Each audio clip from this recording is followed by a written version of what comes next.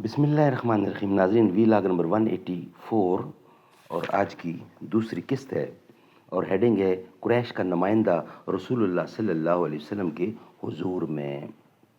ناظرین، 152 ہے پیج اور اس کتاب کا نام ہے الرحیق المختوم، یعنی سیرت النبی صلی اللہ علیہ وسلم پر دنیا بھر میں اول انعام یافتہ کتاب الرحیق المختوم. رائٹر اس کتاب کے مولانا صفی الرحمان مبارک پوری رحمۃ اللہ علیہ.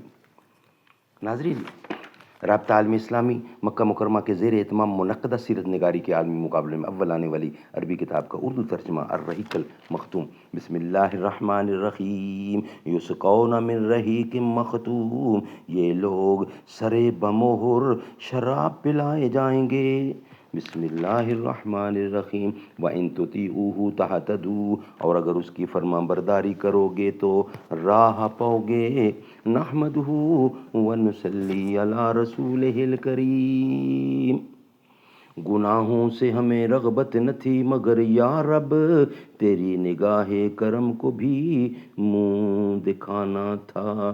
بت کدے سے چلے ہو کعبہ کو، کیا ملے گا تمہیں خدا کے سوا. تو میرے سجدوں کی لاج رکھ لے، شعور سجدہ نہیں ہے مجھ کو.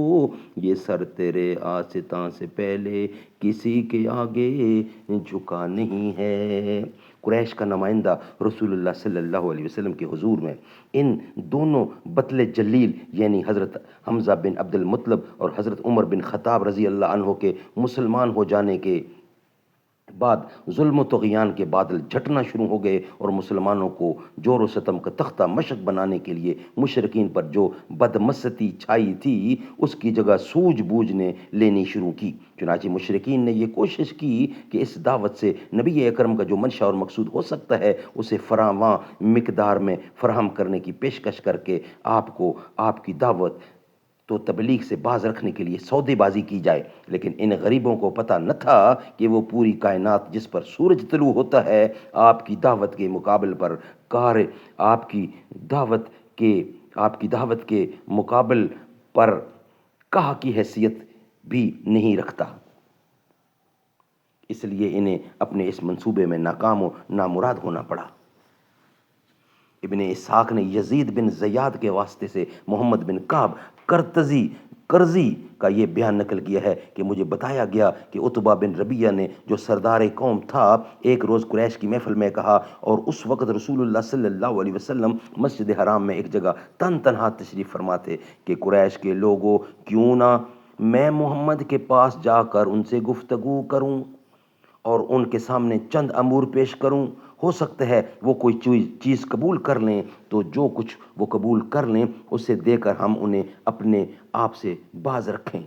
یہ اس وقت کی بات ہے جب حضرت حمزہ مسلمان ہو چکے تھے اور مشرکین نے یہ دیکھ لیا تھا کہ مسلمانوں کی تعداد برابر بڑھتی ہی جا رہی ہے. ناظرین، یہ ویلاگ یہاں ہی کمپلیٹ ہوتا ہے. نیکسٹ ویلاگ ہوگا ہمارا 185 اور اس کی قسط ہوگی تیسری، وہ انشاءاللہ ہم رکھیں گے. یعنی کہ قریش کا نمائندہ حضور اکرم کے پاس جا کے کیا بارگین کرتا ہے. مین سبب یہ ہے، یا رب مدینے پاک میں جانا نصیب ہو، جانا نصیب ہو تو نہ آنا نصیب ہو.